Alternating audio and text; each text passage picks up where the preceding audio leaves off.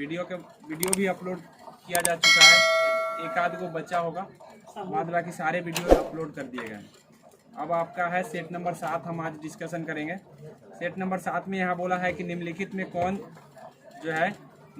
कौन विखंडन योग्य प्राकृतिक तत्व है, अर्थात जो विखंडन होता है। तो यूरेनियम 235 का विखंडन होता है, याद कर लीजिए, ठीक है।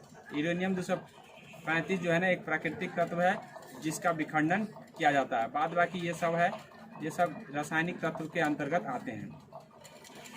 प का बोला है प व्यंजन है, प का उच्चारण स्थान के आधार पर हम उसको ओष्ठ्य वर्ण कहते हैं, अर्थात ओष्ठ से इसका उच्चारण स्थान होता है। उसी तरीके से क वर्ग जो होता है वो कंठ से होता है, ठीक है। इस तरह से ध्यान में कर लीजिएगा, वर्ण के आधार पर सारे वर्ण पूछे जाते हैं। आगे बोला है निम्नलिखित में कौन सा एक पायरिमिडीन क्षार नहीं है। पायरिमिडीन क्षार, तो इसमें जो है गुआनीन जो होता है ये पायरिमिडीन क्षार नहीं है। क्यों? क्योंकि गुआनीन से ही ये तीनों उत्पन्न हुआ है, और जो गुआनीन से उत्पन्न हुआ है वो पायरिमिडीन बन जाता है।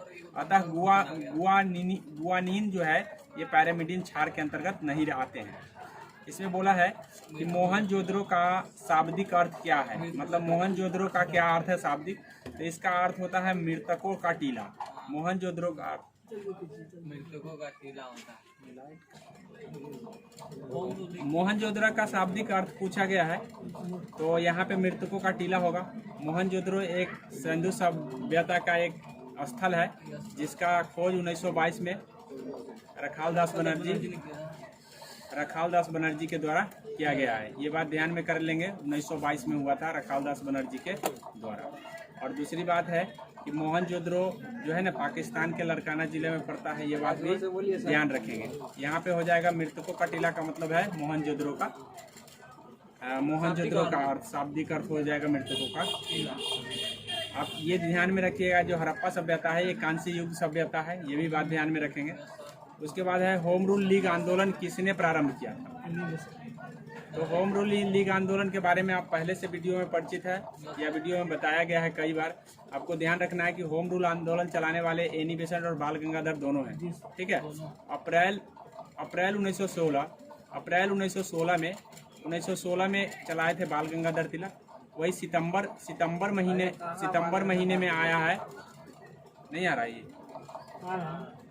ये वाला ऑप्शन में नहीं है ना बाल गंगाधर, ये वाला आ रहा है ना, तिलक नहीं है, तिलक है ना लोकमान्य तिलक 4 नंबर में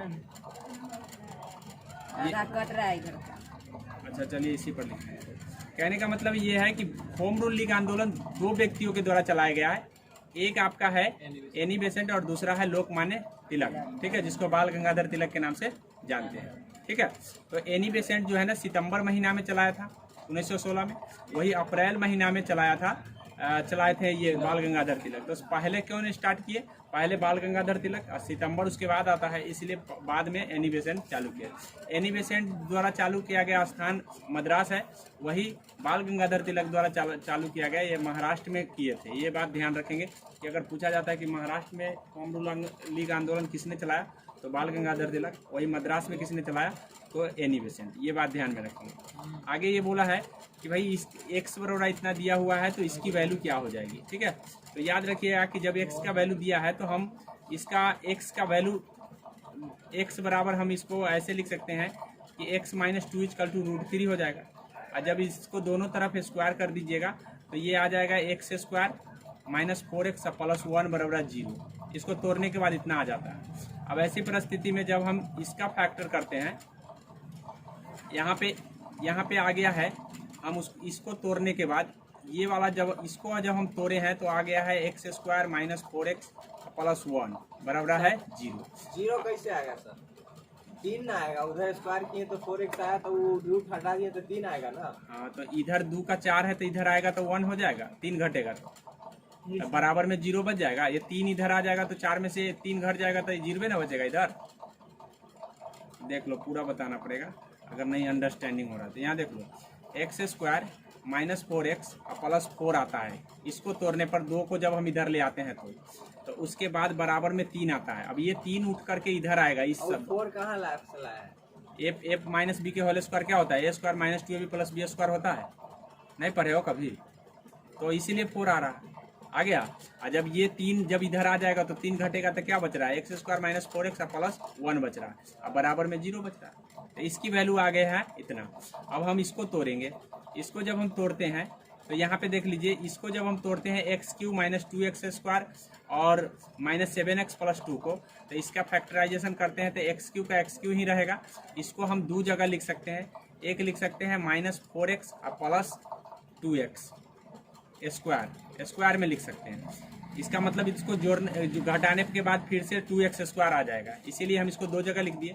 अब इस माइनस 7x को भी हम 2 जगह लिख सकते हैं, एक लिख देंगे माइनस में लिख देंगे हम 8x प्लस x लिख देंगे। माइनस 8x प्लस x का मतलब होता है 7x, ठीक है, माइनस 7x, और उसके बाद है प्लस 2।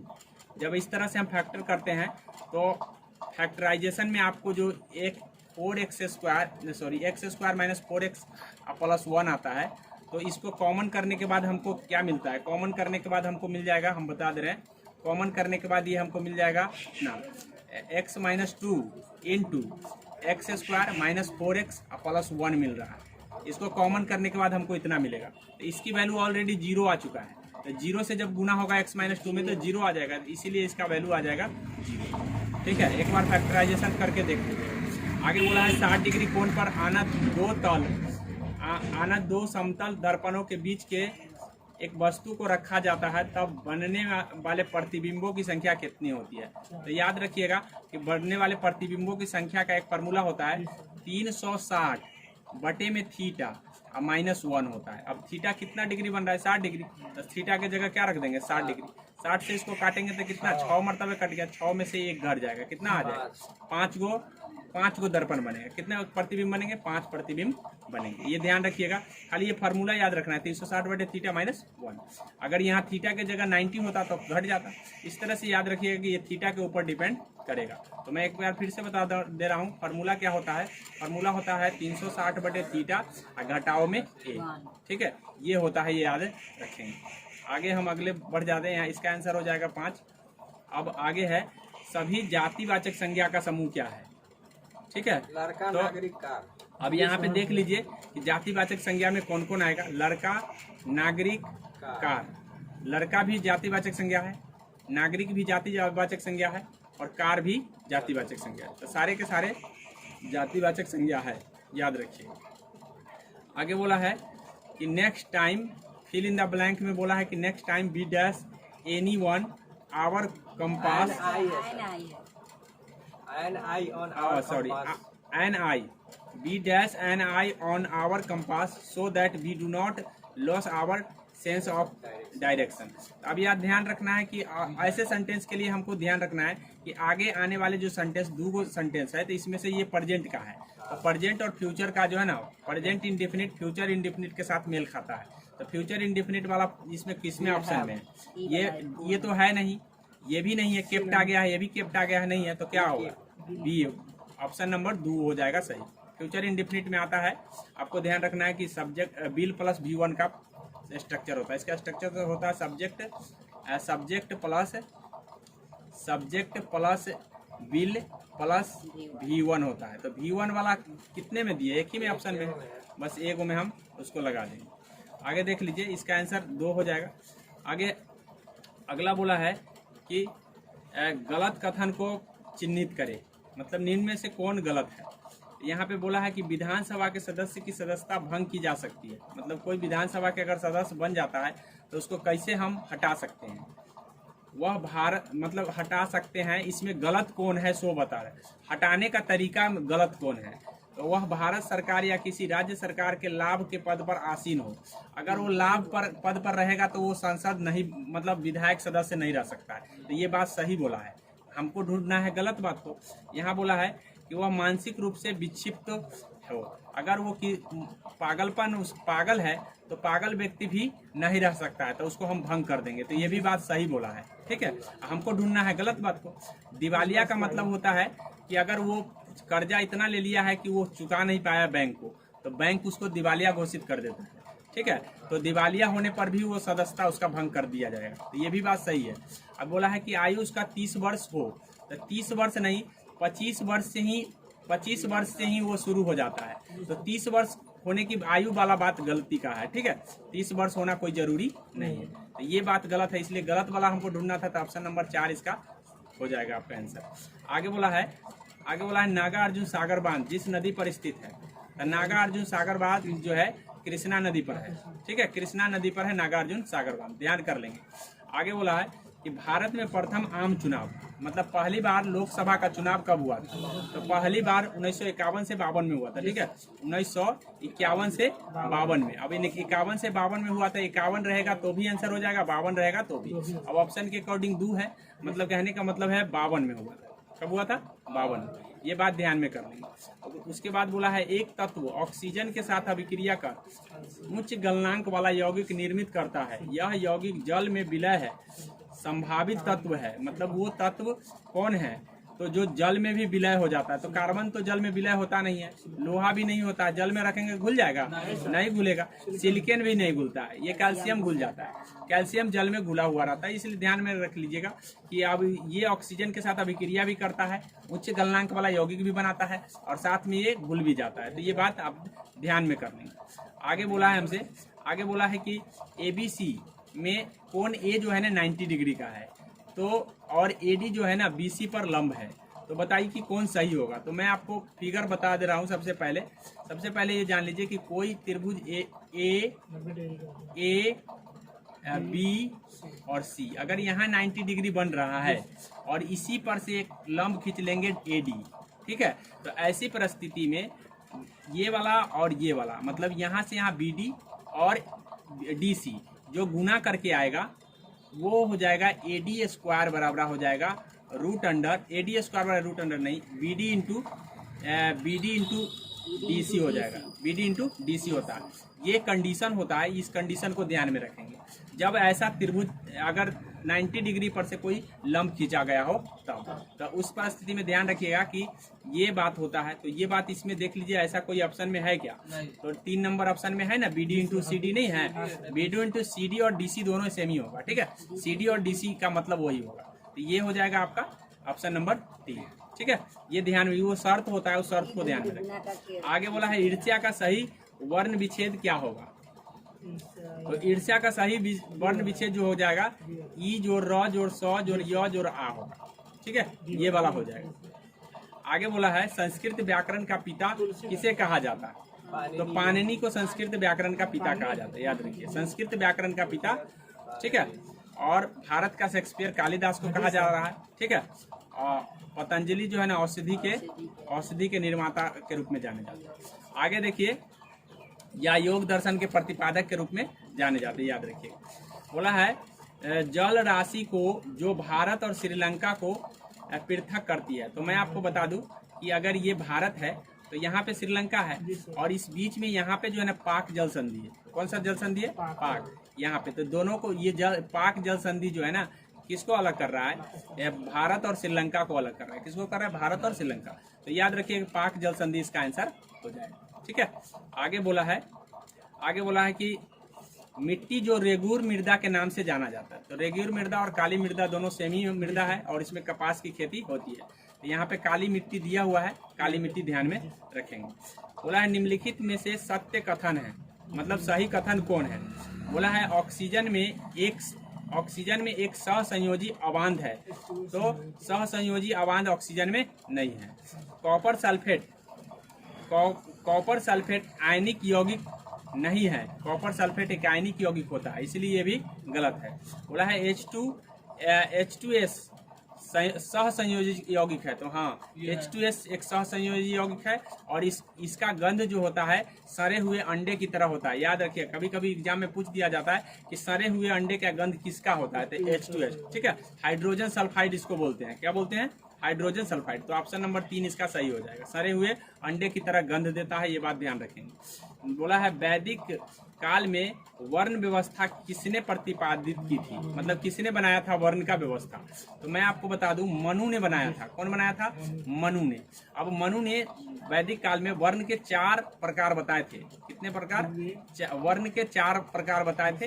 एक था क्षत्रिय, दूसरा था वैश्य, क्षत्रिय, वैश्य, शूद्र, और एक था ब्राह्मण, याद रखिएगा। क्षत्रिय था, वैश्य था, उसके बाद ब्राह्मण था, उसके बाद शूद्र था। ये 4 वर्ण मनु ने माने बांटा था, तो ये ध्यान में कर लीजिए ये बात।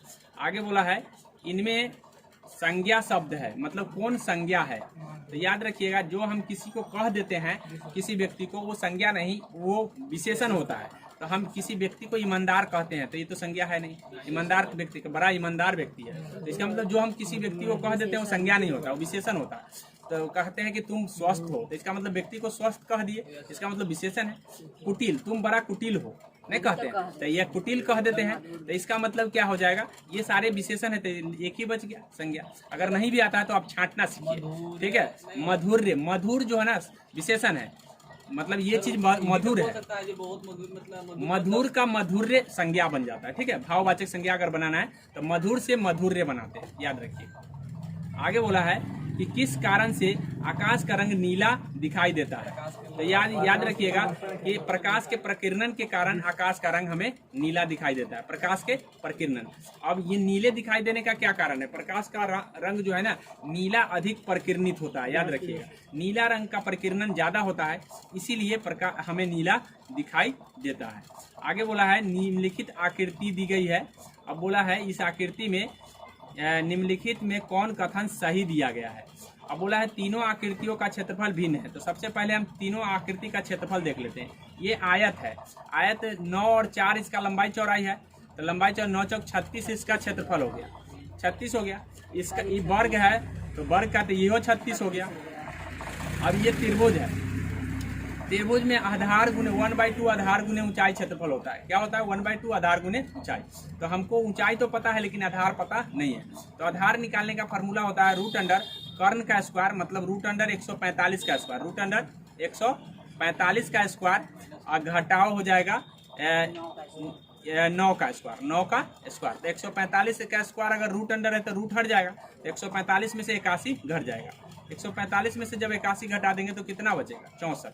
कितना बचेगा रूट अंडर 64 बचेगा। 64 बचने का मतलब है 8 आ गया, क्या हाँ रूट नहीं बचेगा, रूट ऊपर से है, उसके अंदर इसका रूट हटा है ना, इसका स्क्वायर हुआ तो इसका रूट ना हटा है, तो ठीक है। तो यानी कहने का मतलब रूट अंडर 64 बचा तो 8 आ गया। कितना आ गया 8। अब हमको आधार भी पता हो गया और ऊंचाई भी पता हो गया, तो हम क्षेत्रफल इसका गणना कर सकते हैं। क्षेत्रफल क्या हो जाएगा 1/2 गुने 8 गुने 9, तो इसका काटने से 4 मरतबे कट गया, 9 चौक कितना आ गया 36। इसका मतलब सबका बराबर है, ऐसा कोई ऑप्शन में दिया गया है। तीनों आकृतियों का क्षेत्रफल समान है, हाँ समान तो है, तो हो गया आंसर आ गया, ठीक है। आगे बोला है कि वह अवस्था जब सचमुच में युद्ध हुआ नहीं होता परंतु युद्ध का माहौल हमेशा बना रहता है, उसे क्या कहते हैं, तो उसे शीत युद्ध कहते हैं। उसे क्या कहते हैं, लगता है कि युद्ध होगा लेकिन युद्ध होता नहीं है, मनमुटाव चलता रहता है, तो उस अवस्था को हम शीत युद्ध, कोल्ड वार के नाम से जानते हैं। तो अमेरिका जब द्वितीय विश्व युद्ध हुआ तो अमेरिका और रूस 2 खेमे में विश्व बट गया, अब दोनों के बीच हमेशा तनाव बना रहता है, तो ऐसी स्थिति को हम क्या कहते हैं कोल्ड वार के रूप में जानते हैं, शीत युद्ध कहते हैं।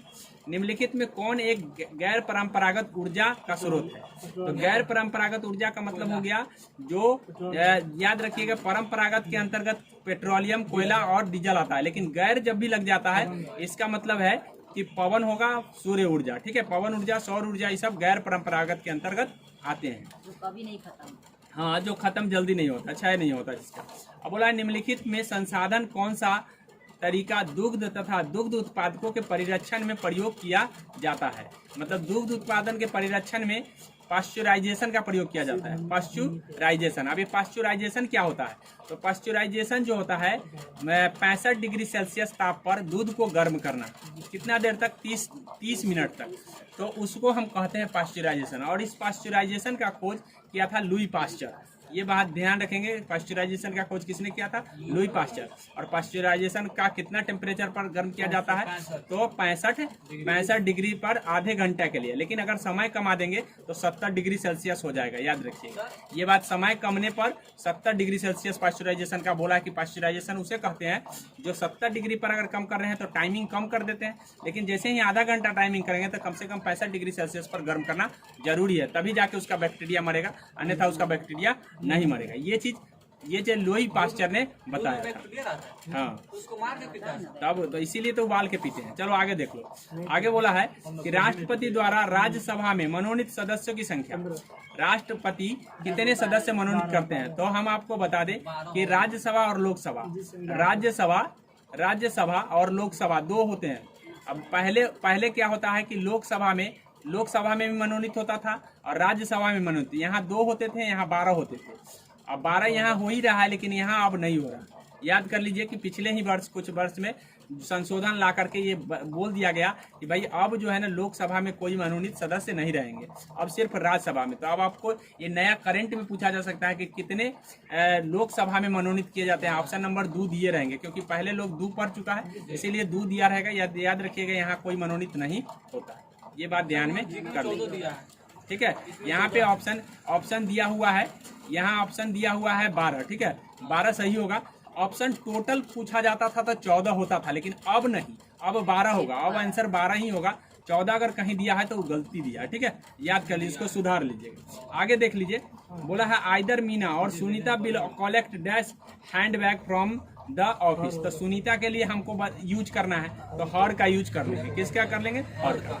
आगे बोला है भारत में पंचायती राज व्यवस्था लागू करने वाला प्रथम राज्य। तो मैं कई बार बता चुका हूँ कि 1957 में बलवंत राय मेहता कमेटी का रिपोर्ट आया, ठीक है, मतलब कमेटी बनी और 58 में इसने रिपोर्ट सौंपा और 1959 में पहली बार पंचायती राज व्यवस्था लागू किया गया। वो कहाँ?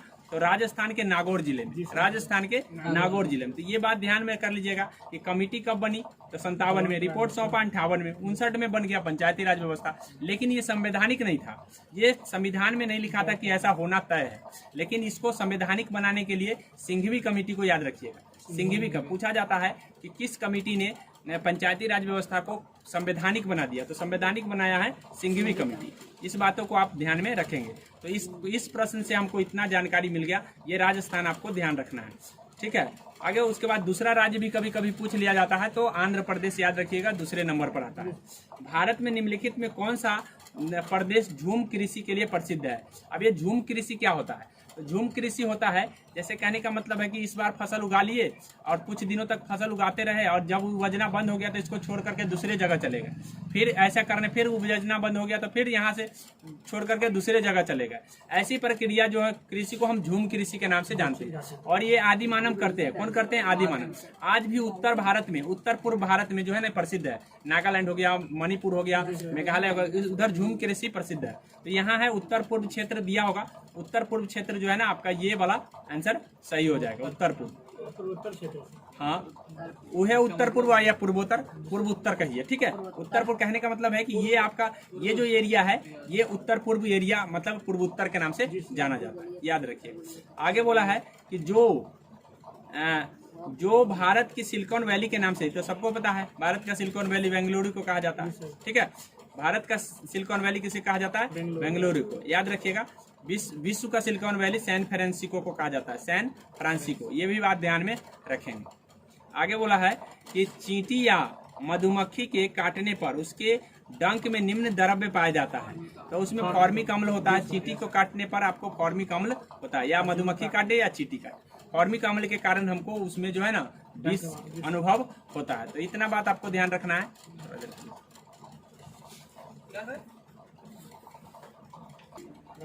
अगला प्रश्न है, इंग्लिश से है। ये कंडीशनल सेंटेंस है, मैं कई बार बता चुका हूँ। इसका आंसर कोई बता सकते हो तो बताओ, इसका आंसर क्या होगा? हम आपको बताए हैं कि वुड, ठीक है, वुड दिया हुआ है, वुड प्लस V1 आया है, वुड प्लस V1। तो जब वुड प्लस V1 होता है तो पीछे क्या, कौन सा सेंटेंस होना चाहिए? क्या होना चाहिए? हैव होना चाहिए। वुड प्लस V1, अगर वुड देखिए, एक आता है वुड प्लस V1, ठीक है, एक वुड प्लस V1 होता है, एक होता है आपको वुड हैव, ठीक है, वुड हैव। अगर वुड हैव होता तो हैड सही हो जाता, ठीक है। वुड हैव, अगर वुड हैव आगे होता तो यहाँ पे हो जाता हैड सही हो जाता, लेकिन हैड वुड हैव है नहीं, तो इसीलिए वुड प्लस V1 है तो हैव हो जाएगा। क्या हो जाएगा? हैव, ठीक है, याद रखिएगा, हैव होगा। यहाँ पे देख लीजिए, अगला बोला है कि इसमें जो है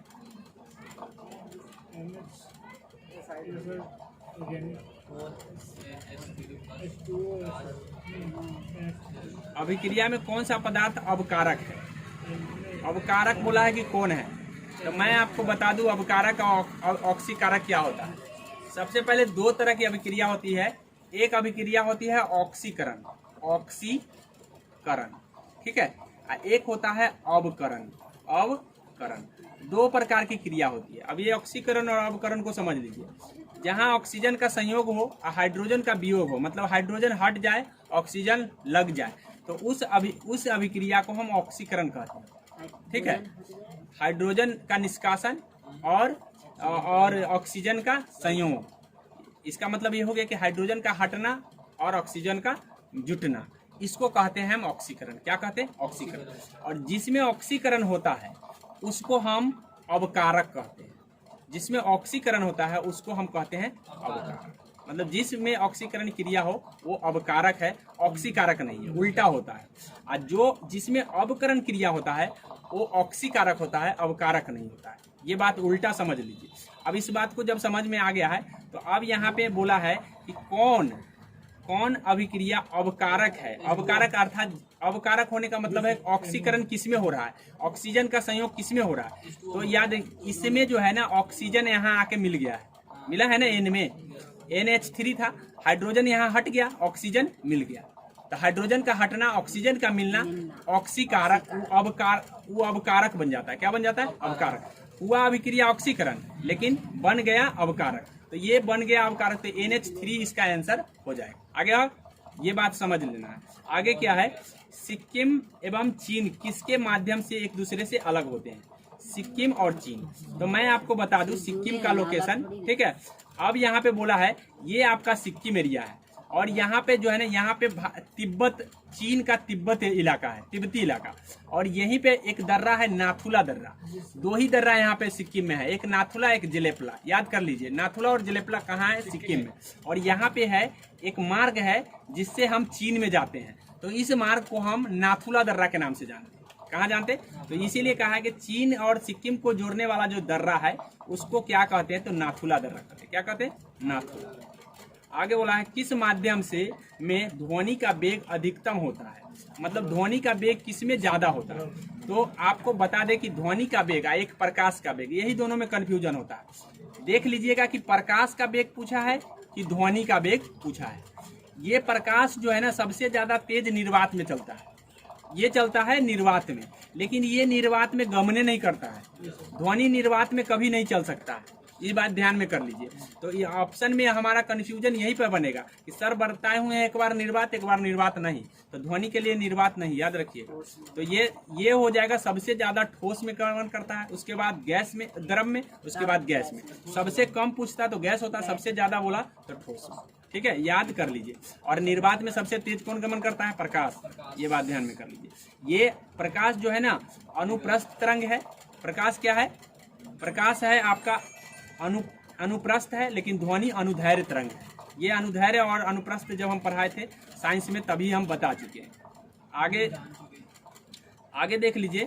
आगे बोला है कि यदि घन के प्रत्येक किनारे को 50% बढ़ा दिया जाए सभी किनारे को, तो क्षेत्रफल में कितनी वृद्धि होगी। तो ये ध्यान रखिएगा कि क्षेत्रफल पूछा है कि आयतन। अगर ये क्षेत्रफल पूछ रहा है तो आप लिख लीजिएगा 2 गुने वृद्धि, ठीक है, 2 गुने वृद्धि और 2 गुने वृद्धि आप प्लस वृद्धि गुने वृद्धि, ठीक है। 2 गुने वृद्धि, वृद्धि गुने वृद्धि आप बटे 100 होता है। ये फार्मूला ध्यान में कर लीजिए। 2 गुने वृद्धि आप प्लस वृद्धि गुने वृद्धि बटे 100। ऐसा परिस्थिति में वृद्धि कितना हो रहा है? 50%। तो 50% जब वृद्धि हो रहा है तो हम कर लेते हैं 2 गुने कर दिए 50, कितना कर दिए? 2 गुने 50 प्लस 50 गुने 50 अब बटे में 100। बस इसी को हल कर लेना। 1 0 से 1 0 कट गया, 1 0 से 1 0 कट गया। 50 दूना कितना होता है? 100। और यहाँ पे कितना? 50 25 जुट के कितना आ जाएगा? 125। तो क्षेत्रफल कितना बढ़ गया है? 125, ठीक है। यहाँ पे ऑप्शन में 1 नंबर ऑप्शन में दिया गया है। अब देख लीजिए 1 नंबर ऑप्शन में यहाँ पे दिए गए हैं कि 125 वृद्धि हो जाएगी, ठीक है। आगे ये याद रखिएगा, इस घटेगा तब भी फार्मूला यही होगा, याद रखिएगा। आगे है मानव में शुद्ध रक्त पाया जाता है। मानव में शुद्ध रक्त पाया जाता है। तो याद रखिएगा, मानव में शुद्ध रक्त जो है ना, दो ही जगह पाया जाता है। एक तो महाधमनी में, महाधमनी, ठीक है, और एक आपको पाया जाता है बायां निलय, बायां निलय। लेकिन एक फुफ्फुस सीरा भी है, वहां भी शुद्ध रक्त पाया जाता है।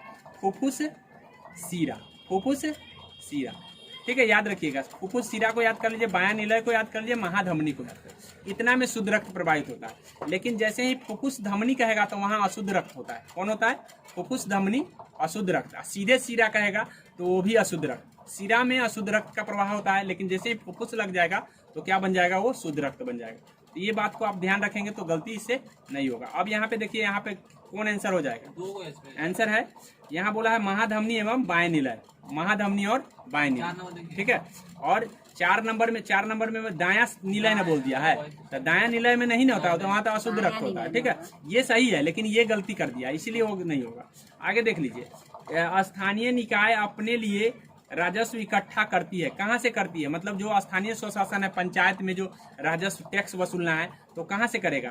तो गृह टैक्स, घर टैक्स लगाएगा। क्या? घर पर टैक्स लगाएगा। उसके बाद बोला है निम्नलिखित में कौन प्लास्टिक का बहुलक नहीं है? तो मैं आपको बता दूं, प्लास्टिक का बहुलक जो है ना, आपका पॉलिथीन होता है, पॉलीस्टीरीन होता है और बैकलाइट होता है। ये सब प्लास्टिक का बहुलक है। क्या है? प्लास्टिक का। लेकिन टेफ्लॉन प्लास्टिक का बहुलक नहीं है। टेफ्लॉन कहाँ लगाए जाते हैं? तो टेफ्लॉन लगाए जाते हैं बर्तनों पर, जो जैसे कहने का मतलब है कोई कोई बर्तन पर लगा दिया जाता है ताकि वो जो है ना, वो उसको क्या करे, रुखरा ना होने दे, प्लेन करने के लिए लगाए जाते हैं। बर्तनों के अंदर में टेफ्लॉन लगा दिया जाता है ताकि वो क्या करे, उसको प्लेन बना करके रखे। तो ये प्लास्टिक नहीं होता है वहाँ पे। प्लास्टिक में आपका बैकलाइट होता है, पॉलीस्टीरीन होता है और पॉलीथीन। तो हमसे ये बोला है कि कौन नहीं है, तो नहीं वाला कौन हो जाए? टेफ्लॉन। क्या हो जाएगा? टेफ्लॉन, याद रखिएगा। आगे बोला है अरावली पहाड़ी किस राज्य में स्थित है? कौन सा राज्य में स्थित है?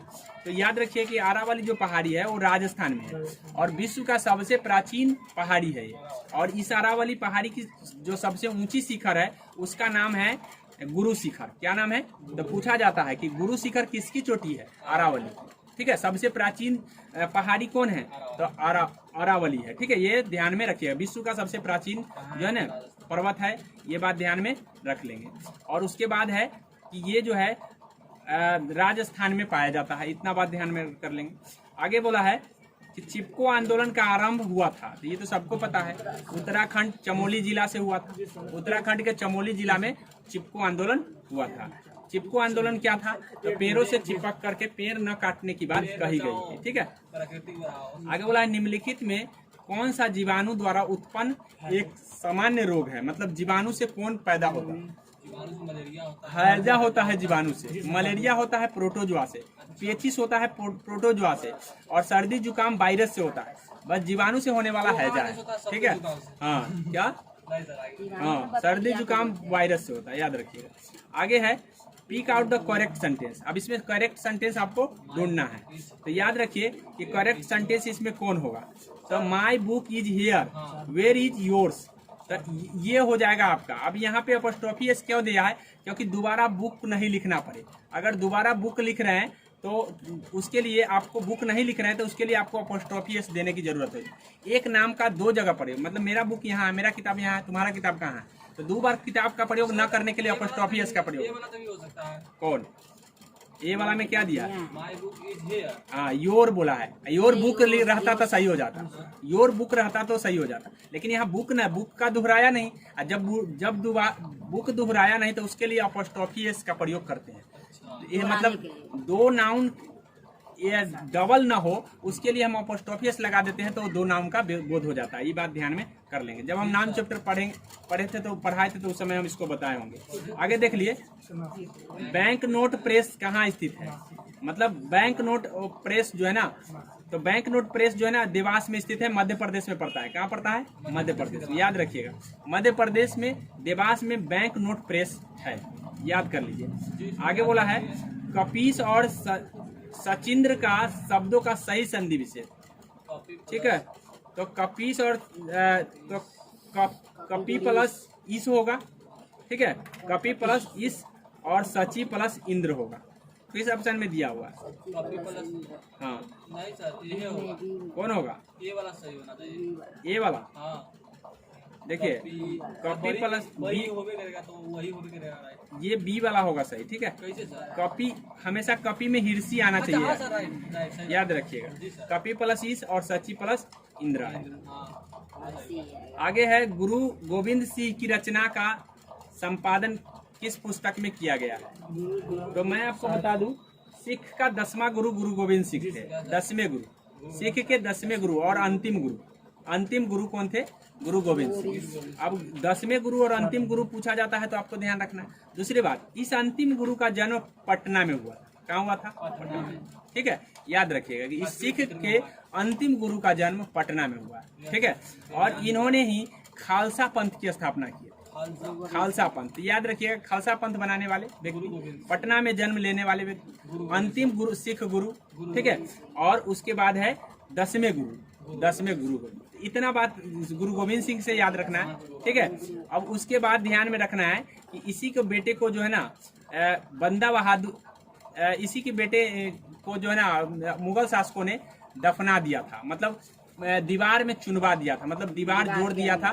दीवार जब जोड़ा रहा था तो उसके बीच में, हाँ बीच में खड़ा करके जोड़ दिया। इसके बेटे को कर दिया, हाँ ठीक है, मुगल शासकों ने। आगे बोला है गुरु गोविंद सिंह की रचनाओं का संपादन किस पुस्तक में किया गया है? तो गुरु ग्रंथ में किया गया है। गुरु गोविंद सिंह जो किए हैं ये गुरु ग्रंथ साहिब।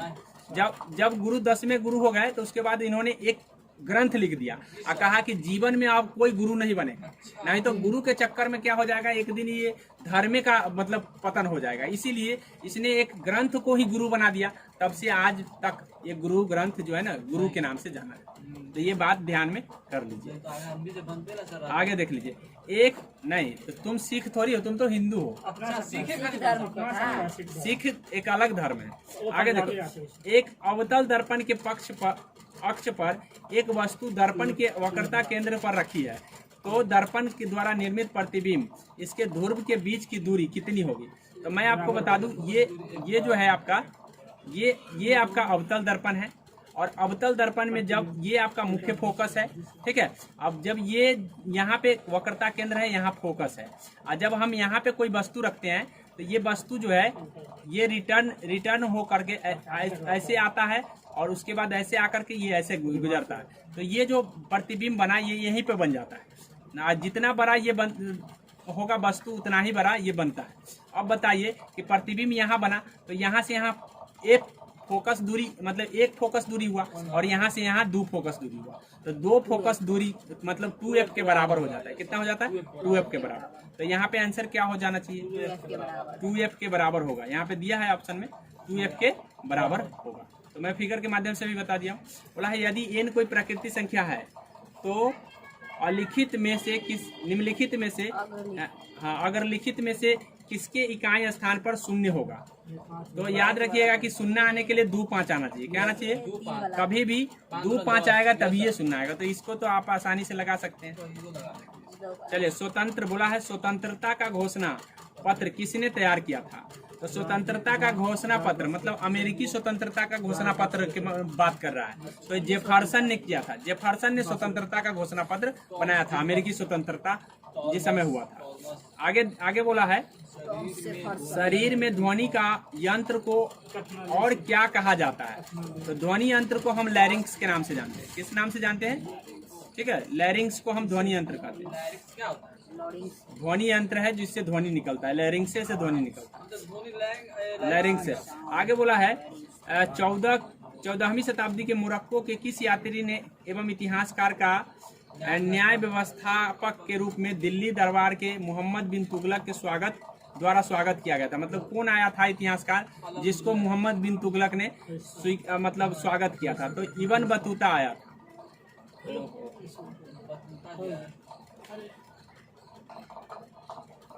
इब्न बतूता जो है, इब्न बतूता आया था, मोरक्को का यात्री था। याद रखिएगा, ये मोहम्मद बिन तुगलक के दरबार में आया था। ठीक है, MBT याद रखिएगा, MBT शॉर्ट में इसको बोलते हैं। MBT के दरबार में कौन आया था? इब्न बतूता, ठीक है।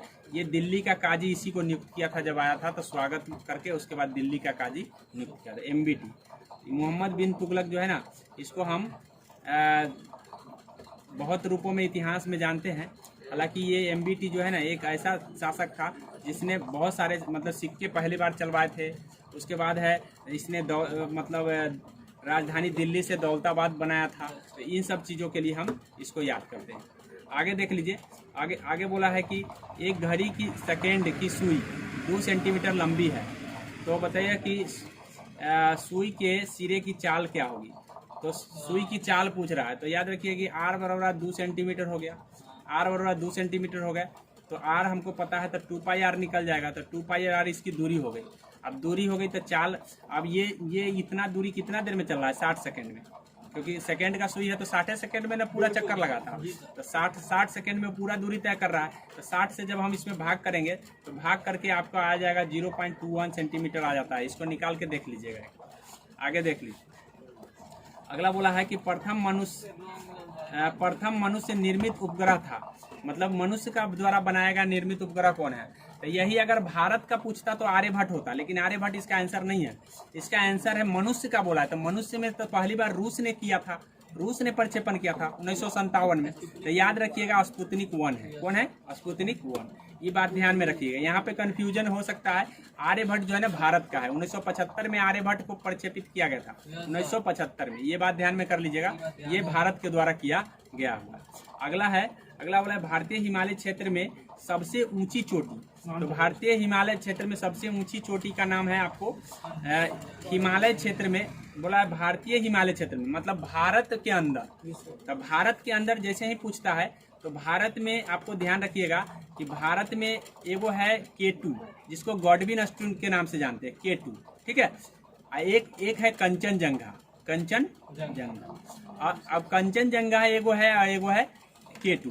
तो K2 जो है भारत में नहीं पड़ता है, POK में है, ठीक है। अब बोला है भारत में स्थित। तो भारत में जैसे ही स्थित क्षेत्र बोल दिया है तो कंचनजंगा हो जाएगा। कौन हो जाएगा? कंचनजंगा की ऊंचाई जो है दूसरे मतलब K2 के बाद आता है। तो K2 के बाद आता है तो कौन हो जाएगा इसका आंसर? कंचनजंगा आंसर हो जाएगा, ठीक है। गॉडविन अस्टीन भारत, 2 तरह के सवाल पूछे जाते हैं। भारत का कौन है? तो गॉडविन अस्टीन। भारत का कौन है? तो गॉडविन, क्योंकि हम पाक अधिकृत क्षेत्र जो है ना हमारा है, पाकिस्तान का नहीं है। सुन लो, POK हमारा है। तो भारत में कौन है? तो गॉडविन अस्टीन। लेकिन भारत के हिमालयी क्षेत्र में मतलब वो क्षेत्र जो भारत में हिमालय में है, तो इस भारतीय हिमालय में आपका हो जाएगा कंचन। ये कोई 2 तरह का क्वेश्चन है। भारत के हिमालय मतलब अभी भारत में नहीं है, वो POK में है। तो POK कहने का मतलब ये हो गया कि जब हमारा पाक हमारा है लेकिन अभी भारत के अंडर में नहीं है। तो इसीलिए हम अभी K2 को नहीं मार सकते, हम इसको किसको मानेंगे? कंचनजंगा। और जब हम सीधे भारत का पूछते तो हम K2 को मारते। आगे समझ में? तो ये यहाँ पे हो जाएगा आंसर, हो जाएगा आपका कंचनजंगा। ये दोनों में बड़ा कंफ्यूजन होता है, याद रखिएगा। सरकार की ओर से भारतीय महिलाओं के हित के संरक्षण के लिए कौन संगठन बनाया? तो महिला आयोग बनाया। कौन बनाया? ठीक है। 1990 के अधिनियम से 1992 में महिला आयोग की स्थापना हुआ है। ये बात ध्यान में रखें। किस अधिनियम? 1990 का अधिनियम है। एक्ट कौन सा है? 1990। लेकिन यही चीज 1990 और ये पूजा स्थापना कब हुआ था? तो 1992 में। कब हुआ? 1992। महिला आयोग की स्थापना। लेकिन मानवाधिकार आयोग इसी में पूछा जाता है। तो मानवाधिकार आयोग की स्थापना 1993 में हुआ है। याद रखिए 1993 में। ये बात, दोनों बात ध्यान में एक ही साथ रखें।